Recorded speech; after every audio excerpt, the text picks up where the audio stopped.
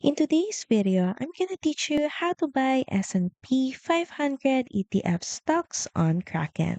So first head over and launch your Kraken app and of course make sure that you're logged into your account. Next, in your homepage, switch to X stocks. Then next is look for SPDR S&P. So just scroll down until you find it and click on it. Then click on the trade button found at the bottom right corner of your screen. Then click on buy. Just enter in the S&P amount that you would like to purchase.